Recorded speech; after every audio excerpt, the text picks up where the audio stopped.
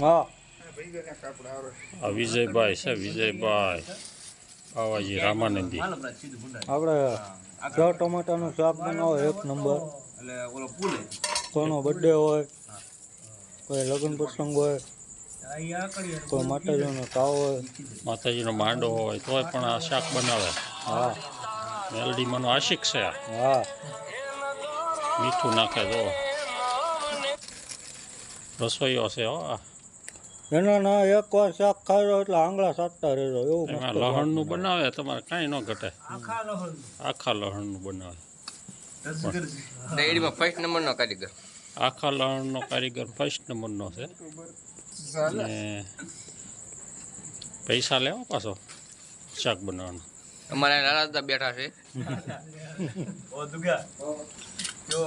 એક આ ગઢવીભાઈ બેઠા છો વાટ જોઈને, ક્યારે બને ને ક્યારે ખાવા બેસી જાવ કે. અમારા પાસે લાલાદા બેઠા છે. એટલે આ શું નાખો છો તમે? હે ધાણા જેવું. ધાણા જીરું એમ? હા હું નાખ્યું. એ શું નાખ્યું?